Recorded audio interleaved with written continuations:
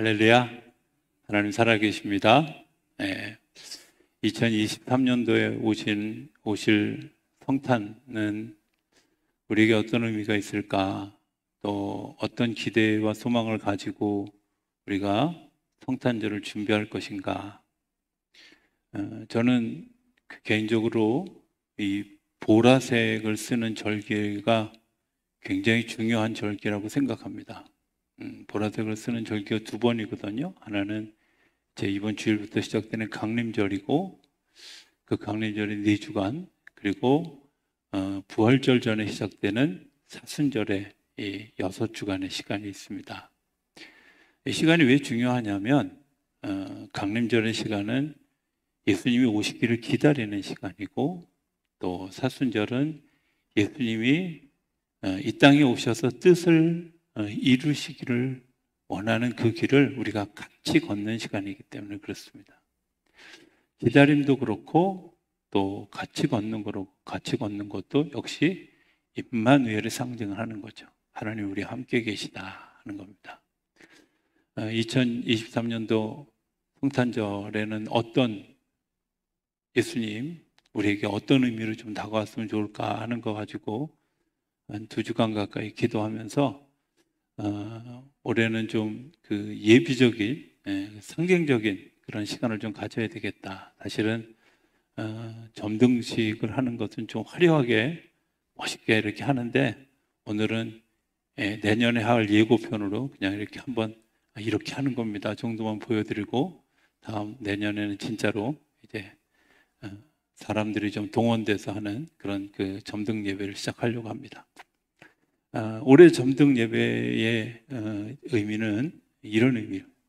빛으로 오신 주님, 그리고 이 세상에 어떤 희망을 가지고 오셨던가 하는 것을 한번 이렇게 역사적으로 생각해 보았으면 좋겠습니다. 이스라엘의 나라 안에 여러 부류의 사람들이 있습니다. 여러 부류의 사람들이 예수님이 오시던 시대에 우리가 이제 성경에 나와 있는 것만 생각하면 먼저 헤롯이라는 게 왕이 있었습니다. 그렇죠? 대헤롯이라고 이렇게 얘기하는데 그 헤롯 왕이 있었죠. 그죠? 아시죠? 그분은 그다음에 이 헤롯이 이제 예수님이 태어나고 공생애를 시작하는 30년 정도가 지난 시간 후에는 각 지역에 분봉왕이라는 것이 있었습니다. 분봉왕이라는 것이 있었는데, 우리가 분봉왕이라는 소리 들어봤죠? 누가복음 3장에도 나오고 또 누가복음 14장에도 나오고, 분봉왕 헤롯, 여기서 말하는 이 헤롯은 앞에 있는 헤롯이 아버지 헤롯이라면 헤롯이라고 하는 또 다른 헤롯인데 아들입니다. 그게 아켈라라고 하는, 아켈라토라고 하는 그런 또 안티파스라고 하는 헤롯 안티파스, 아켈라 이런 이제 헤롯의 아들들이 분봉왕이 됐고, 빌립이라는 왕이 분봉왕이 됐어요. 그래서 갈릴리와 베레아 지역을 다스리는 것이 안티파스였고, 그게 그때 세례 요한을 목벤 사람의 헤롯 안티파스입니다. 그리고 이따 제가 좀 설명하겠지만 이제 유대 지역과 사마리아 지역을 다스리던 그런 그 분봉왕이 아켈라라고 하는 왕입니다. 그리고 빌립은 갈릴리 북동쪽에 있는 나라를 다스리던 분봉왕이라는 것이 있었습니다. 그런데 이 분봉왕이 있었는데, 제가 지금 이제 헤롯 얘기했고요. 그 다음에 분봉왕 얘기를 했어요. 우두머리부터 제가 내려오는 겁니다.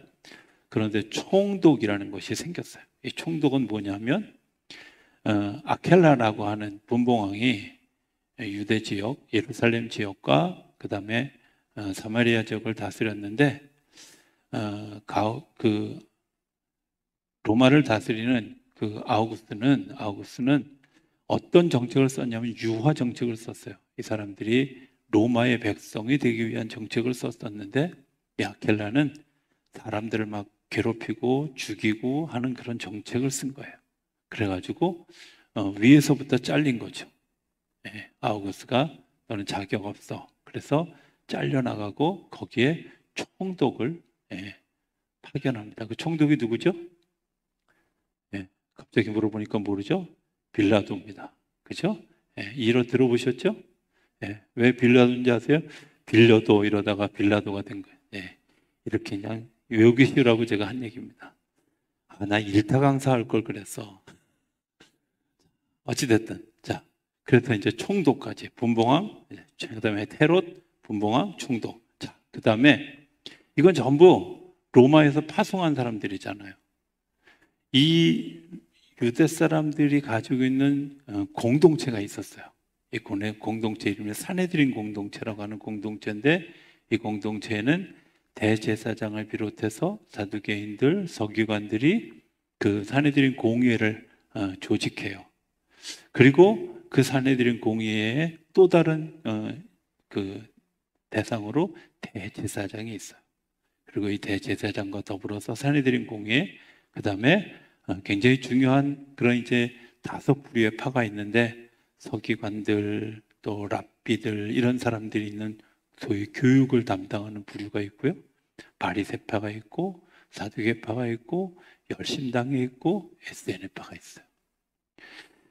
제가 굳이 이렇게 막 이상한 언어를 막 써가면서 지금 설명을 하는 이유는, 그게 지금 우리가 살아가는 세상과 별반 다르지 않다는 거예요.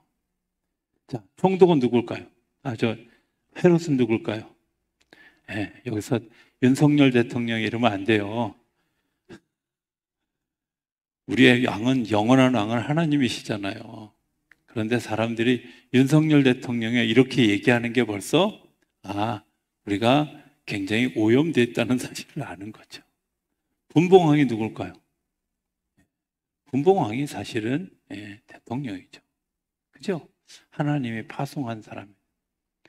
그런데 중요한 건 이 예수님이 오실 당시에 이런 분봉왕들이나 대헤롯이나 이런 사람들이 다 부패. 헤롯은 에돔 족속입니다. 에돔 족속은 누구냐면 이삭이 아들 둘을 낳죠. 누구 낳죠? 예, 야곱과 에서를 낳았어요. 누가 진짜 예수님의 조상이 되죠? 야곱이잖아. 역사의 변방에 밀려간 건 에서예요. 이 에서의 민족들이 에돔 족속이에요. 에돔 족속이 이둠의 지역을 점령하고 살고 있었는데, 이제 로마가 점령하고 점령되어진 것들 때문에 이 이둠의 족속이 로마의 사람들을 보내서 헤롯을 그 지역을 다스리는 그 왕을 보낼 때 우리를 보내주십시오 하고 로비하고 별짓을 다 해서 결국 대헤롯이 이스라엘의 왕으로 오게 되는데, 그가 누구라고요? 에돔의 족속이에요. 그러니까 되게 웃기게 된 거죠. 정말 주류였던 유대 족속들은 식민지가 된 거고, 그들을 다스리는 또 다른 왕은 에돔의 족속이 된 거고, 그리고 그 뒤에는 로마가 있고. 오늘 우리들의 삶의 모습도 별반 다르지 않아요. 사실은 국민의 주권이 어디에 있어요? 답을 다 얘기했어요. 국민에게 있어요. 그런데 사실은 국민은 안중에도 없는 그런 그 지도자들이 너무 많잖아. 다른 나라 와서 얘기하는 것 같아, 내가. 그죠? 국민은 안중에도 없어요. 왜? 여러분들, 이게 정말 사회가 부패해가는 굉장히 아주 뭐라 그럴까요? 부패하는 현상이에요.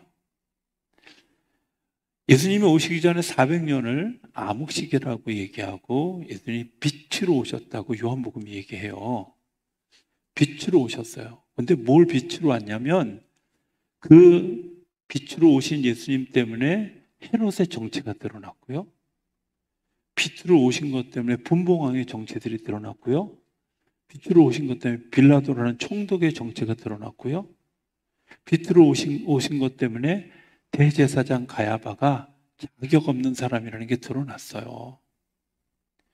예수님이 빛으로 오신 것 때문에 정말 믿음이 좋은 것 같은 바리새인들이 회칠한 무덤과 같은 사람이라는 게 드러났고, 예수님이 오신 것 때문에 부활이 없다고, 이 땅에서 평화만 누리겠다고 얘기하는 사두개인들의 정체가 드러난 거고요. 그리고 어떻게 해서 나라를 전복했었다고 생각했던 열심당들의 헛된 꿈도 다 빛으로 오시면 어떤 일들이 일어나냐면, 우리 안에 감추어졌던 어두웠던 우리의 모습이 드러나고, 우리의 모습이 드러난 것 때문에 새롭게 형성되어져. 그런데 이게 굉장히 중요해요. 예수님이 오시는 의미는 우리를 새롭게 하시는, 우리를 정말 새롭게 다시 세우시는 하나님의 역사가 우리 가운데 있는 거예요. 헤롯이 매수해서 왕이 돼서 이스라엘 백성들을 잘 다스린다고, 제가 여러분들을 잘 다스리겠습니다. 헤롯이 제일 먼저 한 일이 뭐였냐면 성전을 건축하는 일이었어요. 근데 이 성전을 건축하는 일이 정말 하나님을 예배하려고 성전을 건축한 게 아니라, 그 성전이 어땠어요? 아주 화려하게 잘 지어졌는데, 이 백성들이, 유대 사람들이 이두메 족속인 자기를 좀 인정해 달라고 하는 일종의 열등의식에서부터 시작되어졌고, 자기의 허물을 감추려고 했어요. 그래서 예수님이 그 성전을 바라보면서 우시면서 뭐라 그랬어요?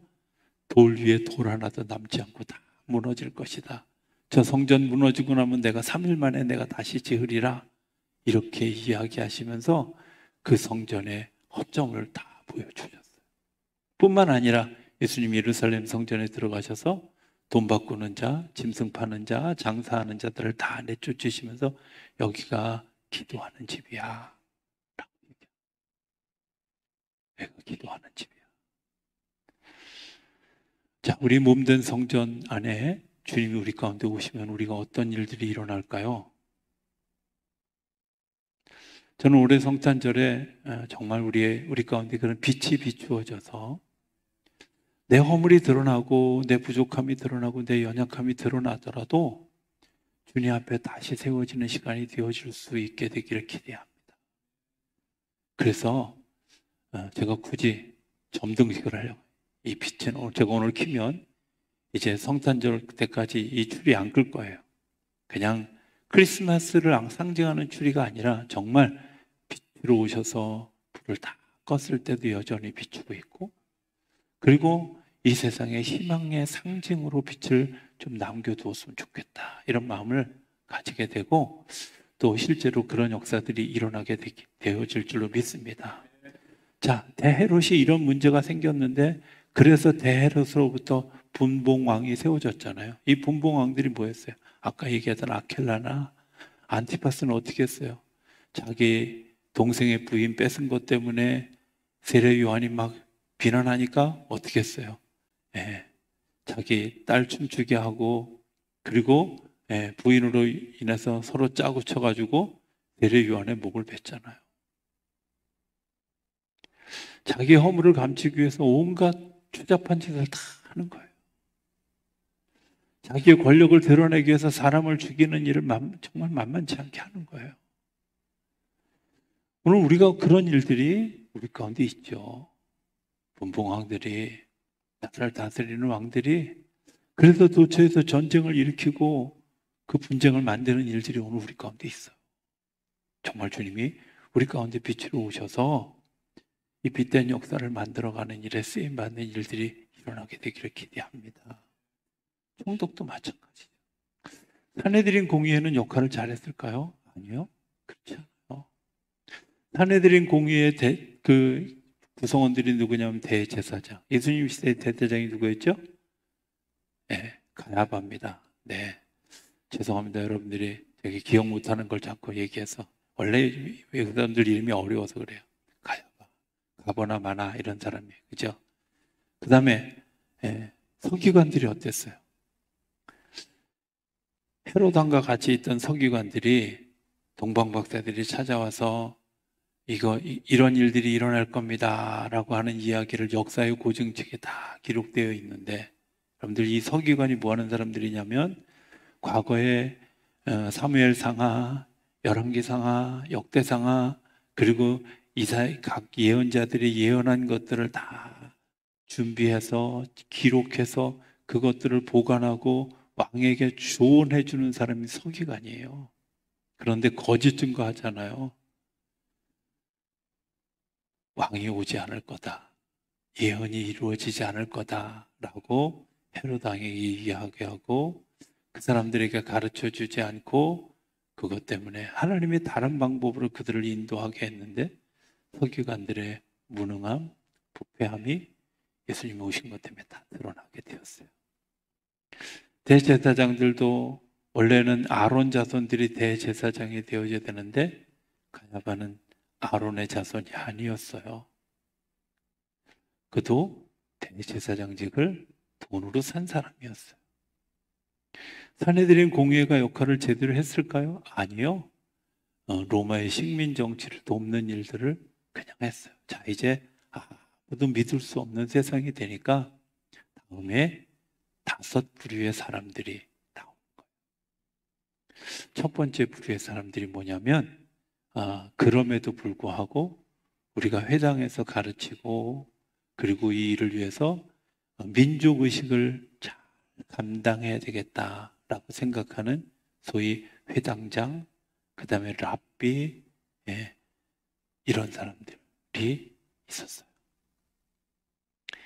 여러분들 이 일이 되게 중요한 일이에요. 별거 아닌 것 같은데 회당은 지금식으로 얘기하면 우리 교회예요. 여기서 말씀을 가르치고 말씀이 선포되어지고 말씀이 선포되어진 것 때문에 하나님의 말씀을 가슴에 새기는 일들을 하는 곳이 회당이었어요.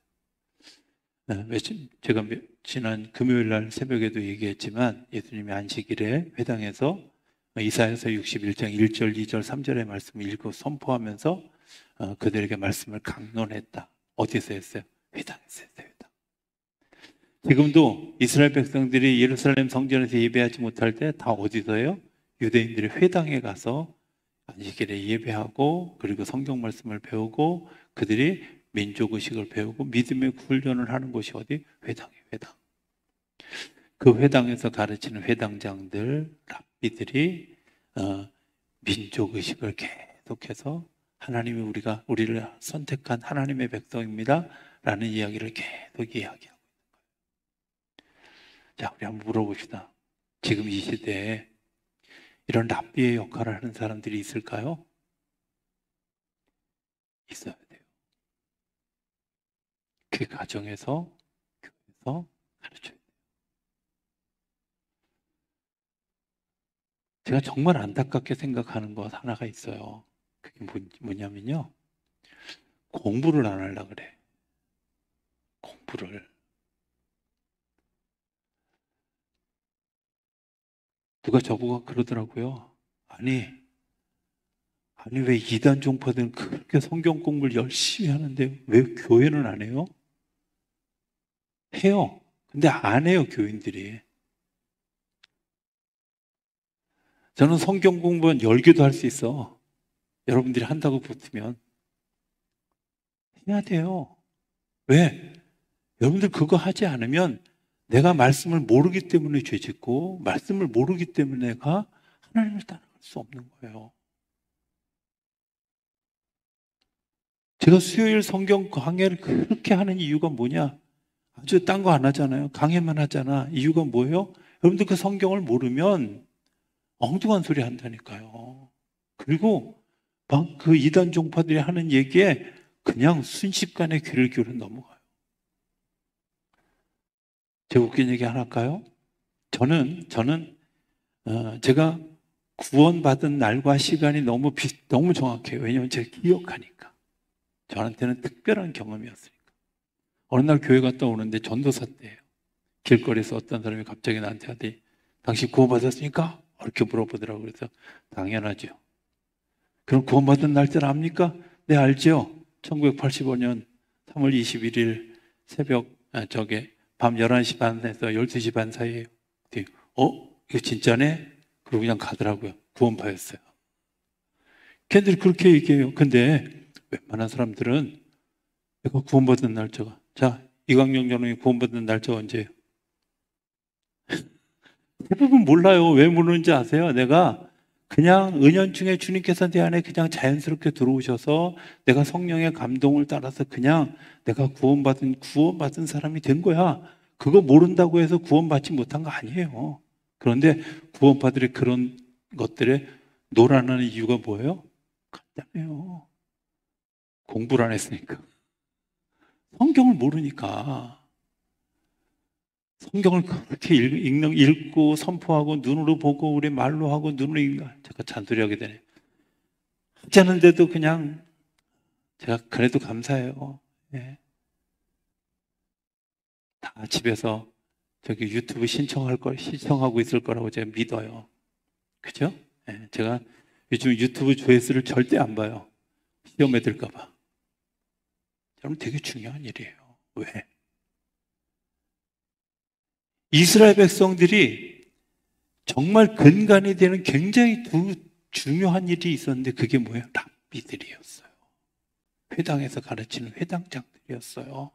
말씀을 사모하며 기다렸던 사람들이었어요. 심지어 유대인 랍비 중에 최고의 랍비였던 사람이 나중에 이스라엘을 최종적으로 멸망하고 1900년 동안 전 세계를 따돌면서 디아스포라처럼 살아가게 되어질 때 나라를 빼앗길 마지막 때에 로마의 군인과 협상하면서 뭐라고 얘기했냐면 딴 거 다 내줘도 좋은데 유대인의 회당만은 훼손하지 말아 주십시오. 그게 마지막 요구 조건이었고 그 마지막 요구 조건을 들어줬어요. 그리고 1900년 후에 다시 시온의 자기네 땅으로 돌아왔어요. 그들이 매일 아이들을 기도하면서 너는 백성이야? 신명기 6장 4절 5절의 말씀 네가 뭐 미간에 붙이고 팔목에 하고 네 하나님 여호와를 사랑하라. 하나님 너를 사랑한다. 마음을 다하고 성품을 다하고 힘을 다하여 네 하나님 여호와를 사랑하라. 그 말씀을 외워 들리게 했던 그 말씀이 그들 가운데 있었어요. 매일 성경을 읽어주면서 아이들에게 기도하고 그리고 너는 하나님의 백성이야. 하나님이 너를 붙들어. 여러분들 이거 놓치지 않았던 것 때문에 이스라엘 백성들이 지금도 청교도들의 그런 신앙의 전통을 따라서 지금도 제가 지난거 한번 얘기했죠? 강영호 박사님이라고 하는 분 가정에서 매일 엄마가 성경을 읽어주고 성경 읽어주면서 성경 읽으면서 잠이 들고 기도하고 잠이 깨고 이러면서 그 아이들이 자라면서 믿음의 사람들이 되는 거예요. 믿음을 지키는 일들. 자, 두 번째 사람들이 뭐냐? 바리새인들이었어요. 이분들은 좀 오른쪽으로 나가신 분들이에요. 뭐냐? 이 땅에서는 더 이상 희망이 없다. 이제 우리가 영원한 하나님의 나라를 가기 위해서 우리는 매일 아침에 6시에 기도하고 우리식으로 얘기하면 9시에 기도하고 12시에 기도하고 오후 3시에 기도하고 저녁에 기도하고 하루를 경건하게 지내야 된다고 아무것도 하지 않으면서 오직 믿음, 오직 기도, 오직 말씀 이것만 따라갔던 사람들이죠.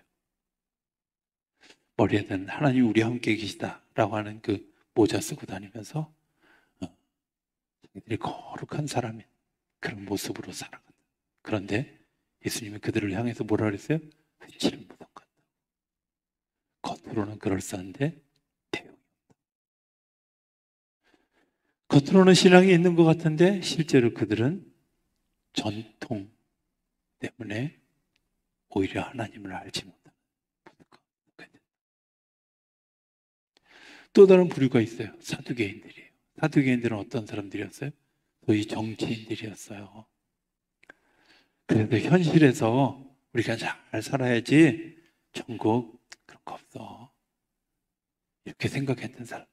부활이 없다고 생각해요. 자기들의 논리를 펴면서 정치하는데 그래도 이 땅에서 살아가는 일에 오늘 우리 사회도 그렇지 않아요? 바리새인 같은 사람들도 많이 있고요. 사두개인들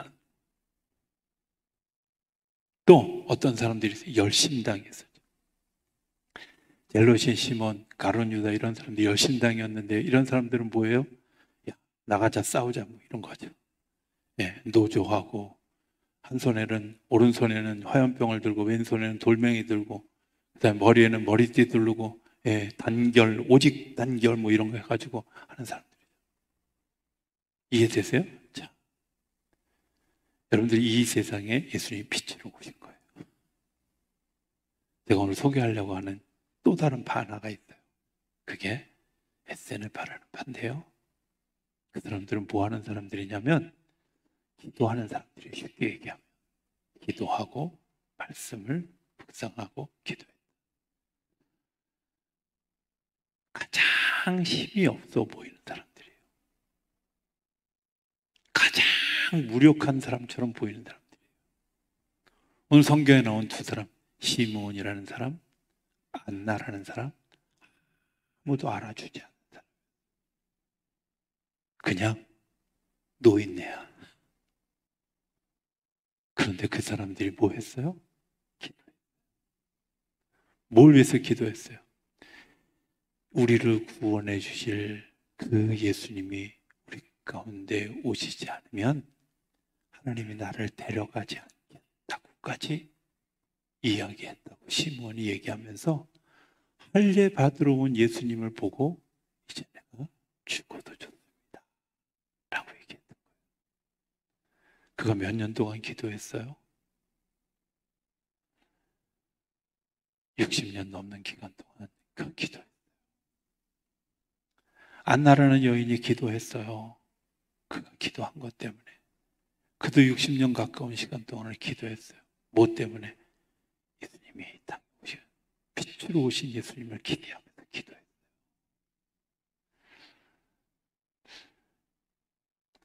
우리가 기억해야 될 것이 있습니다.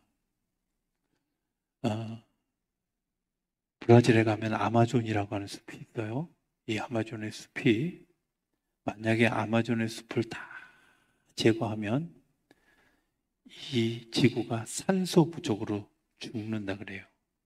아마존에서 나오는 산소 공급량이 전 세계 공급량의 3분의 1 정도가 된다 그래요.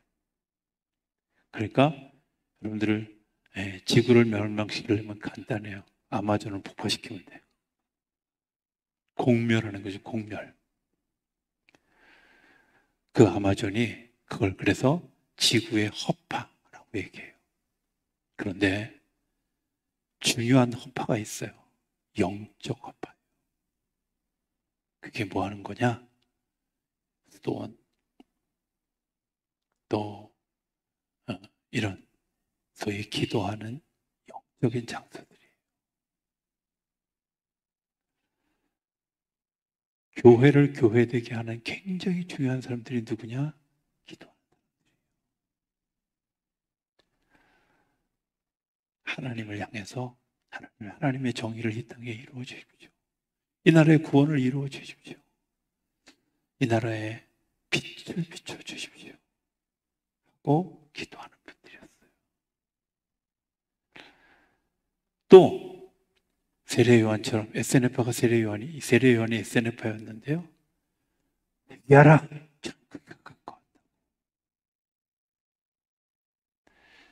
세례를 주는 권세를 행해도 아무도 세례 요한을 막지 못했어요. 왜? 여러분들 세례라는 게 구약 시대에는 없었던 거예요. 세례 요한으로부터 시작된 거예요. 그런데 세례 요한이 어떤 사람이었어요? 예수님이 오실 그 일을 예비한 사람이었잖아요. 그래서 세례 요한 자신도 뭐라 그랬어요? 내가 지금 너희들에게 물로 세례를 주어서 상징적으로 너희들이 구원받는 역할을 하지만 진짜 세례는 누가? 예수님이 오셔서 그가 성령으로 세례를 줄 때 여러분들이 구원받고 새로워지고 새로운 삶이 되어지게 될 것이다. 거듭난 삶을 살게 될 것이다. 말씀하신 거예요. 그 길을 예비한 게 누구예요? 세례 요한이에요. 기도자들은 예수님이 오실 길을 예비하는 사람들이에요. 예수님의 빛을 예비하는 사람들이에요. 시므온이 그랬고 안나가 그랬고 세례 요한이 그랬고 기도하는 사람들에 의해서 하나님의 역사가 일어나요. 기도하는 이런 SNF가 지금도 있죠. 제가 성경 공부하면서 그런 얘기 드렸어요.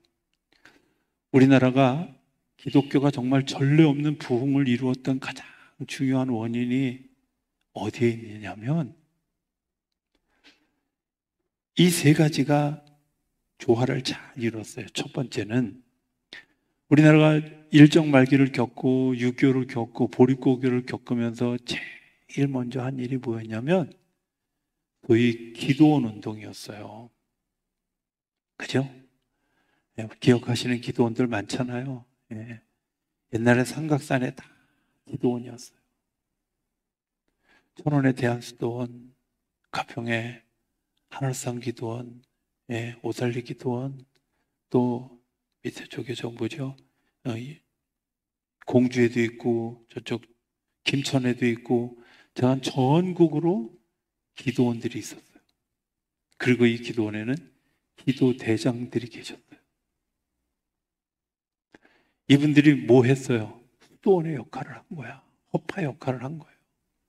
허파 역할을 하면서 뭘 했냐면 그들이 기도할 때 그들의 기도의 권능이 사탄들의 대장들을 못 들어오게 딱 막은 1차 저지선의 역할을 한 거예요. 이들이 기도하고 이들이 부르짖을 때 사단들이 꼼짝 못하고 꽉꽉 묶여서 활동할 수가 없게 돼 있던 거예요. 그런데 세월이 지나서 80년대, 90년대를 지나면서 이분들이 다 돌아가시고 기도하고 관계없는 분들이 기도원을 돈으로 사고 뭐 세습으로 사고 이러면서 기도원의 기도의 힘이 무너지기 시작했어요. 명맥만 유지하는 기도원들이 있어요. 삼각산 다 쳐가지고 기도원 흔적도 없어졌어요. 사단이 활개를 칠까요? 기도에 묶였던 사단들이 지금 자기 멋대로 돌아다녀요. 예수님 시대에 예수님이 오시게 했던 가장 중요한 역할을 했던 시므온 같은 사람, 안나 같은 사람, 세례요한 같은 사람, 에스테네파들의 이런 그 목숨을 건 기도들이 그 안에 있을 때 그런 역사들이 이스라엘 백성들을 침노하지 못하고 예수님 오셨을 때 예수님을 받아들일 수 있는 그런 은혜가 일어나게 되어져. 오늘 2023년을 시작하면서 제가 이 성탄절을 시작하면서 정말 올해는 이런 SNF파 운동이, 이런 기도 운동이, 이런 성령 운동이 저 일어나게 되기를 기대합니다. 아니요, 일어나야 돼요. 왜? 다 썩었잖아요. 다 부패했잖아요.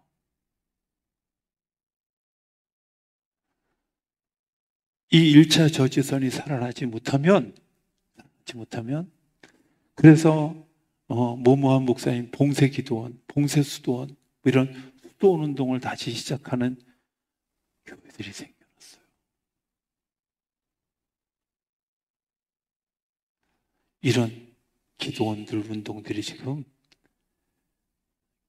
교회 안에서 예수 믿는 사람들 안에서 이런 운동들이 일어나기 시작했어요. 저는 이게 우리가 숨을 쉬는 영적인 숨을 쉬는 허파의 역할이라고 믿어요. 그런데 그 일에 우리가 같이 힘을 합해서 이 강림절을 지나는 동안에 빛으로 오신 예수님, 빛으로 오실 예수님, 빛을 비춰서 우리를 밝혀주실 예수님을 향하여 기도하는 시간들을 가질 수 있게 되기를 기대합니다. 그런 SNF의 역할들. 자, 두 번째 역할들이 뭐였냐면요, 우리나라에 유난히 많은 소위 선교단체들이에요. CCC, YFC, 또 이런 선교단체들, IO 이런 선교단체들 너무 지나치죠. 지나친 것 같은데요. 여러분들 그들이 한쪽에 몰두해서 그래요. 선교, IO 같은 경우는 하루에 24시간 기도만 해요. 뭐야 저거? 바리새파 아니야? 아니요. 기도 회복 운동을 하는 거예요. 기도하는 거예요. CCC 선교 사형제 들고 나가서 그냥 아무나 붙들고 나가서 너무 극성스러운 거 아니야? 여러분들 우리가 극성스럽지 못한 걸 그들이 극성스러운 거 대신하는 거예요. 그들이 가지고 있는 특성들이 교회의 전문적 분야들을 살려서 교회가 그런 영향을 받아가지고 영적 운동을 할 수 있도록 돕는 단체들이었어요. 근데 교회가 막 이단성이 있다, 3단성이 있다 이러니까 전부 CCC도 교회 만들고 YFC도 교회 만들고 자기들이 교회로 다 들어왔어요. 자, 약점은 뭔지 아세요? 교회는 아무도 기도하는 사람들을 길러내지 않았어요. 기도 방비가 없는 거예요. 그러니까 사단이 들어와서 마음대로 활개치는 거예요. 사단이 들어와서 왕노릇하는 거예요. 저는 2023년에 우리 성탄절은 좀 그런 의미를 가졌으면 좋겠어요. 정말 주님 제가 사모합니다. 몸과 마음을 다해. 정말 주님께서 나를 사랑하시는 그 사랑을 내가 뜻과 정성을 다해서 성령의 인도함을 따라서 내가 주님을 사모하는 그 마음, 내가 이 4주간의 시간 동안에 내가 주님을 기다립니다. 그리고 그런 성령의 역사가, 그런 놀라운 예수님의 탄생하는 역사가 이번 성탄절에 일어나는 큰 기쁨이 되어지게 되기를 기대합니다. 그래서 오늘 저녁에 그냥 약식으로 딱 2가지만 할 거예요. 불 켜고 첫 번에 시작되는 저 아주 진한 우리 보라색의 촛불을 켜는 것으로 되기를 거예요. 그리고 우리가 같이 하나 찬양을 좀 할 건데 찬양을 좀 혹시 뭐 예전에 불러보긴 했지만 한번 연습 삼아 한번 해보고 우리가 이제 그 찬양하고 하는 마음으로 우리가 기도하는 그런 마음을 가지고 시작할 수 있는 시간들이 되길 바랍니다.